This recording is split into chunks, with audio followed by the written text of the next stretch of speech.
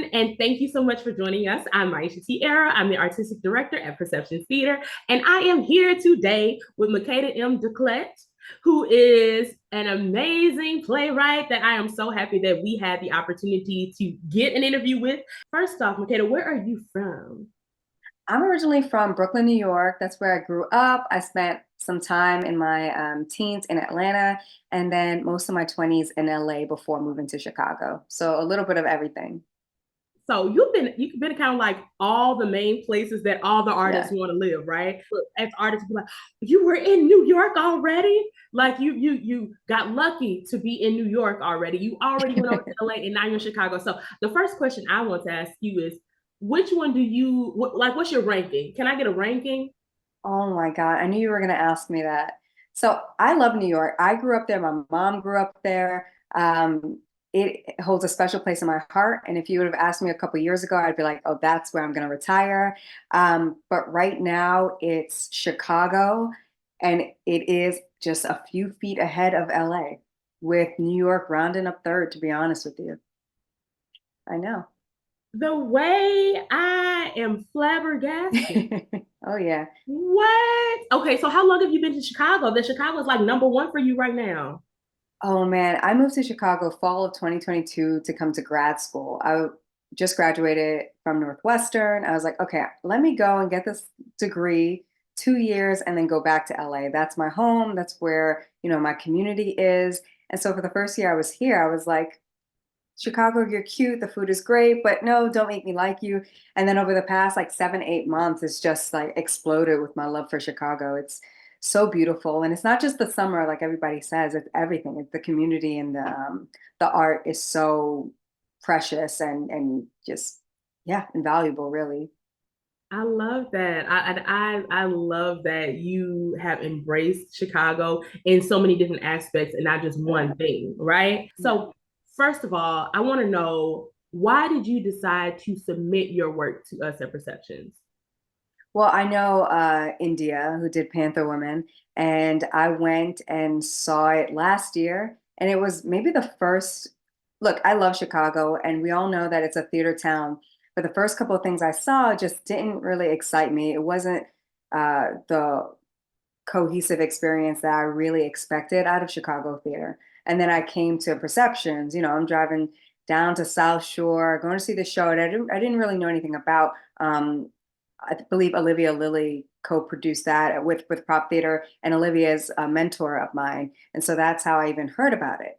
But as soon as I entered the space, it just all made sense. The neighborhood, that play, that space, it was in alignment in a way that I hadn't seen in theater in a long, long time, and it just sort of encouraged me that theater can be specific for a community and for people outside of not even outside of mainstream, because I think Perceptions is about to blow up and is doing some gorgeous, gorgeous work. But outside of the Steppenwolf and the Goodman, there's value in different communities, and y'all were the first people in Chicago who showed me that, and I was like, yeah, I wanna see if my work can thrive there as well. So yeah. Oh my gosh, I blush. I mean, that is wonderful. Thank you. Thank you so much. Thank I'm glad you. that's the way that you feel, because that was the whole point of me coming up with this company and undergrad. It's just like I wanted this to be something where people felt seen, where people Yeah. felt comfortable, and the ability to just go in and be like, there's no pretense. So I thank you for showering us with that, because I'm glad that's how you felt. Now I'm gonna say Issa Was Here. First of all, I right away was like, oh, they talking about Issa Rae. Gots to be. I didn't read Yeah. anything. I was like, Issa Rae. Uh, Yeah. but then when I read it, I was like, this is hilarious. And they are insane. And this is just how entertainers act. This is like, if someone had took what do you call them, reality shows, and just took a camera, this is exactly how people act. I'm like, y'all fighting over a coffee nook to sit on the seat that Issa Rae sat on, hoping that you can write the next Insecure. It was hilarious. Thank So I would like you. to know from you, what gave you the idea to write this? Well, Issa sort of co-owns a cafe in LA called Hilltop. And when it first opened, I went, of course. It was like, oh, Issa Rae, coffee, like say less. And I went with my computer and I was like, all right, I'm gonna write. And it was packed. It was packed, and I was sitting sort of on the balcony, and I don't know if I got anything done really, but I got a lot of people watching done. And the energy was so youthful, so black, so youthful, and so hopeful. And everybody was in their little corners. And I just felt the energy. And so I felt inspired to be like, okay, everyone here wants to make a stamp on Hollywood, and they're trying to find this inspiration in this corner in this cafe. And that's sort of where the genesis of the idea came from. Yeah. I love it. It's giving very much so taking from your reality and making it into something. No, I Oh yeah, love it. I also 100. love your comedic timing. Now, when I am on the internet, you pop up a lot. And I am like overjoyed with the amount of your work that's getting produced in so many different places, from like workshops to readings to like everything. So I'm like, kudos to you. Congratulations, first of all. That's a freaking blessing. I mean, you are booked and busy. How are you feeling with all of your work that's getting seen right now? I'm feeling really honored, and that's a part of what's making me fall in love with Chicago. I feel very seen. I feel like I'm seeing it's seeing me, and it's sort of this like perfect symbiotic relationship right now. And I spent, like I said, most of my 20s in LA working and trying to reach this level of community in 10 plus years that I found in 2 years here. And I'm really grateful for that. Seeds that I planted in LA 10 years ago were just starting to fruit when I left, which, hey, I think if you want to be a part of community, it takes some time. You have to put in as much as you expect to get out of it. And it is this sort of dance. But what I found in these communities and all these beautiful places wanting to produce my work like Perceptions and do readings of my work and are interested in the development is that they're interested in the development of me as an artist. And I think that's really special. Invested in me as an artist separate from maybe how much money I can make them, how commercial or sellable it is. It just feels very specific. And so I feel very inspired here, which makes it very hard to leave. And that's why it is currently in my number one position. Um, yeah, it's very, God, validating. It's very validating to be writing a piece and people be like, oh, yeah, I see that. I get the humor. I get your comedic timing. I want to be immersed in the worlds that you're writing. Not only that, but I want to see how you develop as an artist in the years to come and how we can grow together. I think that's very special. Yes, absolutely. And like you said, with that community, like you mentioned, Yeah. Indy and Olivia, who are like, love them both. And even Yeah. before Panther Women, I knew Olivia first, like 3 years before Panther Woman was a thing. Knew India about 2 years before that. But the fact that you were able to find community, in which I love that you're able to find community and two people who are all about boosting their people up as much as Yeah. possible, is amazing. Because, as an artist, sometimes you'll go places and you're looking for that community, and sometimes it is not there. People are very much out for self. They're not trying to help boost you. If you get something, they're not that excited about your success. But I'm happy that you were able to find that comfort and that village that you're building here in such a short amount of time. Because I know how it is moving somewhere where you may not necessarily know a whole bunch of people very well, and just trying to make your career happen somewhere else and see what happens. So I am very happy that that is happening for you. Like, it makes me feel so happy for you because I love that that's what you're experiencing right now. I also would like to know what makes you click. Like, what made you want to become a writer? What was it? So I went to undergrad for theater. So I'm an actor, performer as well. And I had done a lot of experiments with theater, sort of self-scripting things, short devised works. And so nothing full length, not really narrative in a way. And I was out in LA, auditioning for commercials and television. And I just got the bug. And I said, you know what? I feel like I have these stories teeming inside of me, and so what if nobody's interested, if it never gets a big, whatever, premiere, if it isn't that fancy play that's going to win the Obie or, a Pulitzer? I owe it to myself to get those stories out on paper. And that's kind of how it started. I was very excited to be like, oh, this thing is free. You know, storytelling is the oldest mode of communication, and just giving myself permission and space to get those stories out was very exciting. Obviously, now it's taken on uh, a different sort of meaning and a different uh, goal, but that's how it started. No, I love it. Also, you're like dropping so many gems in between so that those up and coming like playwrights who are just trying to get something done, they can snatch some of what you're saying because it's so important. And I know that you yourself have like other, influences and like people you looked up to. Like I was looking at a few of them, and I know I saw some August in there. I saw some Intozaki, and I was like, that's my girl. Okay, Yeah. you don't even want to know how many copies of For Color Girls I own. I was Yeah. going through all my plays and like put in the Excel spreadsheet.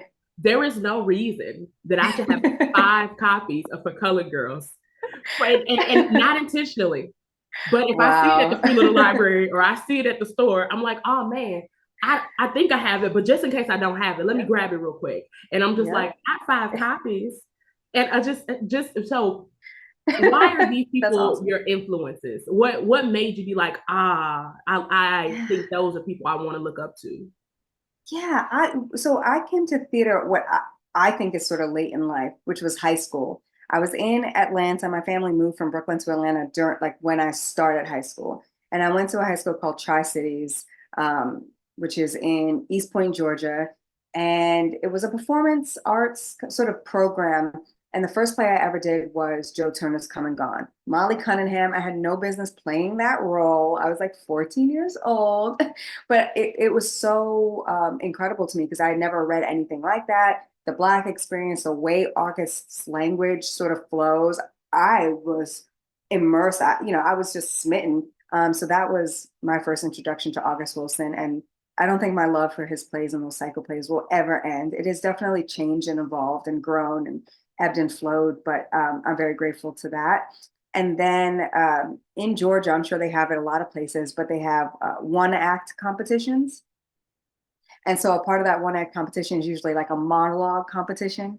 And so I did Lady in Green for like the state one act competition and got second place one Okay, year. hold on. Which lady is in my law? Because the way that I have this play memorized like a Bible in my head. Which lady in your? Somebody almost walked off with all my stuff. Oh yeah, yeah, yes. My oohs and my ahs. Again, like what business did I have? But I was telling it, Lord. So in my one copy, I can't touch you, Myesha, on the copies. In my one copy of For Color Girls, the spine is all worn out, and I actually have sort of index cards of the introduction I wrote when I was in the ninth or 10th grade, like tucked into those pages. So my love will never waver. And then I remember a couple of years ago, actually, I didn't know she had passed, and I was looking to uh, find not even a mentor, but to connect with some of these people that I look up to. Audre Lorde was another one. I read her autobiography and then found out that she was no longer living, and I was heartbroken because I was like, these are the people I want to talk to. Anyway, I saw that someone in the New York Times had done an interview with Entezake before she passed, and she was having sort of motor issues. And I reached out to him and I was like, if you could pass this, basically, this was before she passed, but this love letter onto her to see if she would, communicate. And the reporter journalist was very sweet. And I forget what his answer was, but it never, and then a bit later she passed. So yeah. No, I feel you on that 100%. At the time that during the same time period where she passed, I was actually understudying at court for Color Girls, Wow. Lady in Brown and Blue. So it was a lot, and our director was part of the original Broadway cast of it too. Who was your Sabrette director? Sabrette Scott, if I'm not, she was one of the understudies, And she went, and what happened is she went on opening night. From what my understanding of the story was, is because it's like you said, she was not going to do it. She wrote it and she didn't want to go on and do it, and she said that's what you got the understudy for. And so she got the opportunity to like go up and like perform the show. And Yeah. I think for a lot of Black women, like for color girls, it's like it's so endearing to our hearts, and it's just like it's a lot of our first introductions to Black women in the in this realm of theater, because I also was a teenager looking at for colored girls. I mean, I did Lady in Red, what you can water it your damn self. Like I've been in love with you and I wrote all these letters Yes, yes, and yes. nothing, and you didn't do nothing for me. I'm like, I had no idea. And then going to August Wilson doing the Rose monologue. I'm 12. I don't know. I've been standing with you, Troy. I have no idea of love or concept of nothing. I was right here. Well, what did we have? Yeah. So That's I what we just love had. that universalness of like, I knew exactly what you're talking about. I'm like, yeah, that's life. I'm just so happy that you have some good influences, like people that I'm like, yes, those are some great ones to look up to. So for you, where do you see your career going? What do you want? If you could manifest what you wanted, what do you want for yourself? I want my own TV show. I want to be writing for myself, be my own auteur, be writing my own show. And, we see the Fleabags and we know the Insecures. I definitely don't want it to be like based on my life. I think we've moved past that as sort of a TV watching community, but I would love to write for myself. And second to that really is, again, these stories that I keep coming up with. Sometimes I'm not the perfect fit for the stories that are in my head. So how can I be in a space where I'm writing for people, someone else? So I want to be in a writer's room, television writer's room. And on the hiatus or the off season, I am workshopping my brand new play at Perceptions, at this place, at that place, working in development. Because being in Chicago, I swear, has rejuvenated my love of theater that has always been there, but that I thought was unsustainable elsewhere. So Oh, that is so real. Look, you over here manifesting. I'm just like, wait a second. Okay, so I want to ask you, have you heard of something called NNPN? I'm not sure if India told you about it the or not. New Play Network? Yes. Yes. But they also have, just put this nugget and look it up, but they have grants and they have Rolling World premieres. And Panther Woman was a part of a Rolling World premiere. And we're actually producing another Black Woman's Rolling World premiere next year. So I'm just letting you know, these plays you write, and you might want to be submitting to some NNPN to see your stuff in multiple locations. That part of your manifestation may be a lot sooner than you think. Yeah, I love that. Thank you for that. I'm gonna look it up as soon as we hang up. Yes, it's because it's like just from that one snippet that I have seen with Issa Was Here. It's not long, but it's sweet to the point, and it's funny.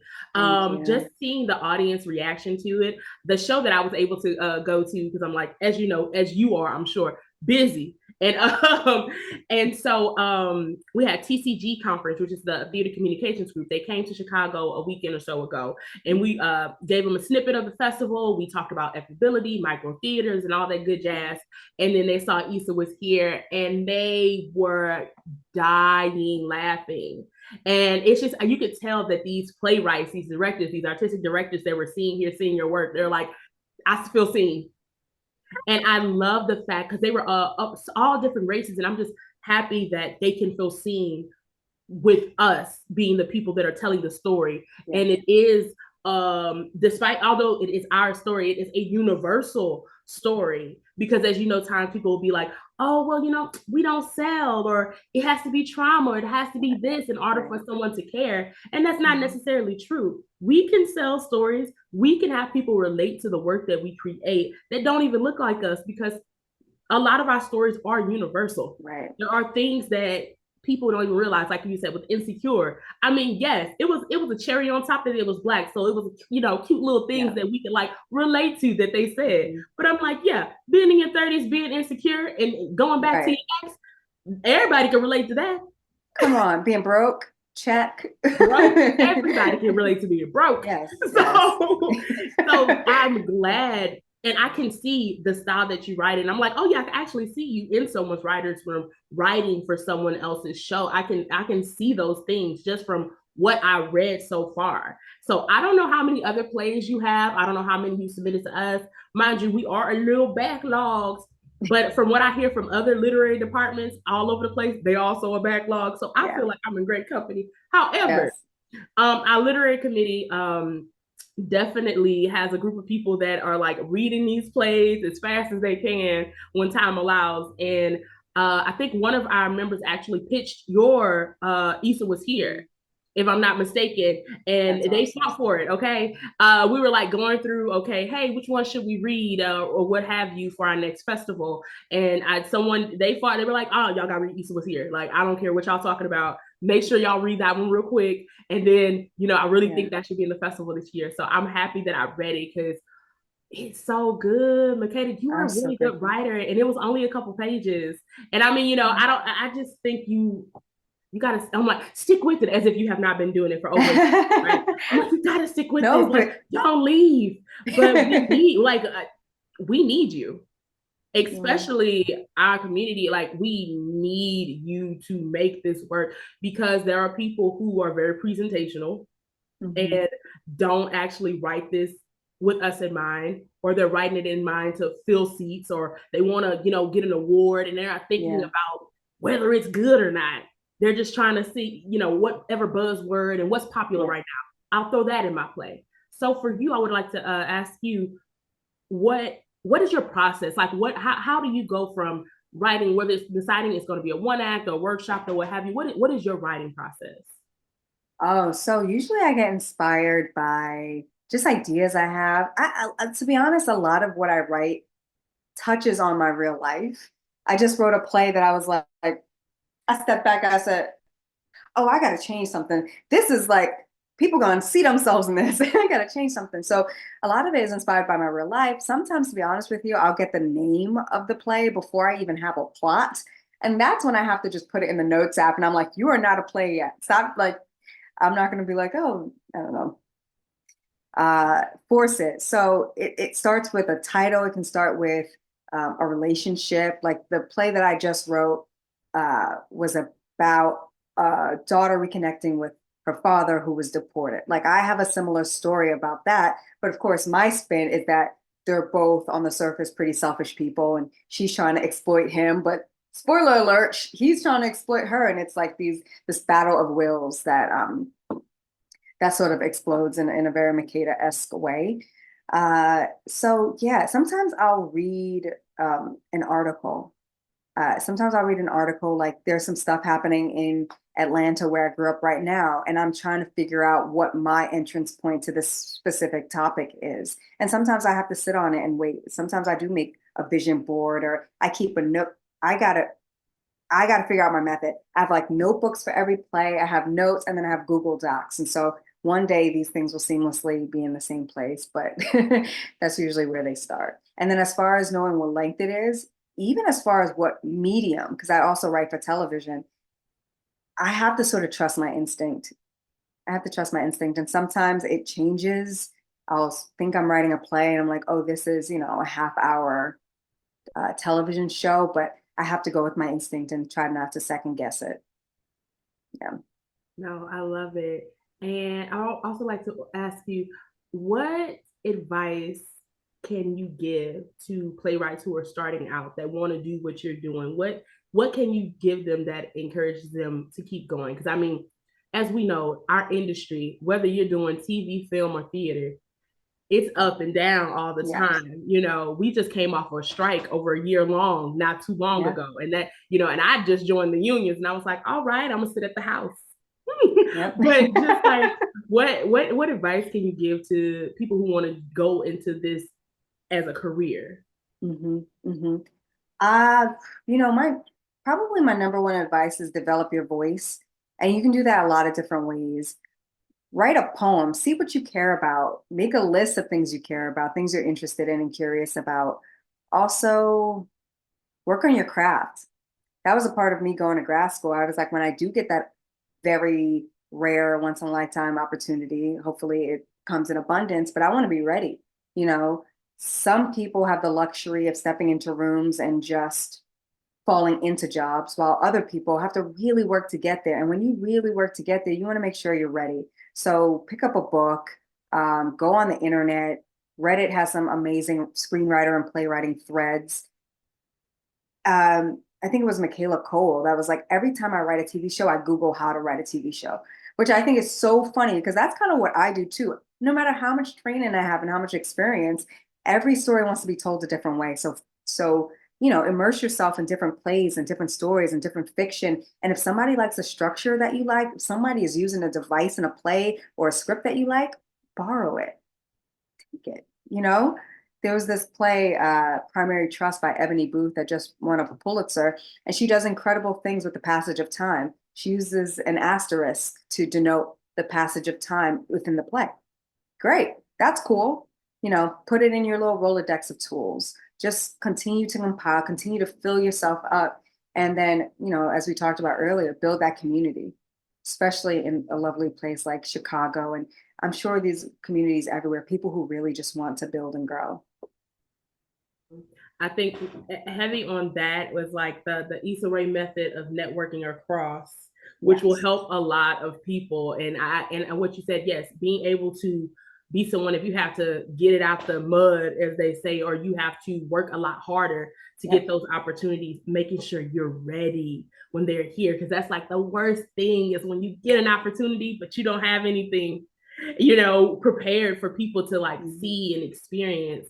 And that's why I was like, us producing your work and then seeing all these other places you're getting produced. And I'm just like, yes, thank you. I'm like, as you should. Every time I see anything, I'm like, and of course, and it should be more than that.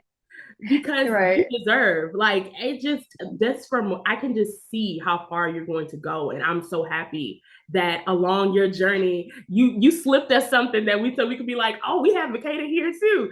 So I'm just so touched by what you do and your advice to those people who are coming after you, to what they can do to help better their chances and their own opportunities.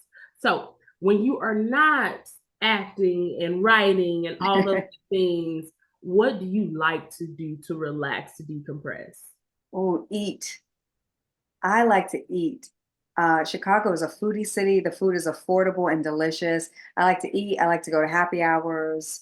Yeah, I like to see stuff. I'm kind of an explorer spirit. So if I can go see a new building I haven't seen, or go to the Chicago Cultural Center and look at the Tiffany Dome again, like that's what I'm doing, just to relax. And then I do watch TV. So I watch TV. I have a funny television taste though. I like to watch some adventure reality TV to decompress. Like, give me a Survivor, give me an Amazing Race, and we're good. No, I get that. I have days where I end up binging stuff like that, and I'm yelling at the TV. I'm like, no, you're going the wrong way. That's not what the clue means. Oh my God. but no, I love it. I love it. Okay, before I let you go, where can we find you? What are you up to next? How can these directors, these producers, all these people, how can they get in touch with Makeda? Call me. No, I'm kidding. MakedaWritesPlays.com is my website. You can also find me on Instagram at Declet. I do have some plays, at least the log lines on the New Play Exchange and on my website. And if anyone is curious about any plays, I am happy to send them to you. Wonderful. Noted. I'm happy about all the plays. Send me anything. But thank you so much for taking your time out to do this interview with us. We're excited for all our online viewers that are going to get the opportunity to see Issa Was Here and then get an opportunity to kind of pick your brain by watching this interview. So thank you so much, Makeda. We are so happy to have you. Thank you. I'm so honored. I'm so excited for Perceptions and for you all. And thank you for doing this and being here. Thank you.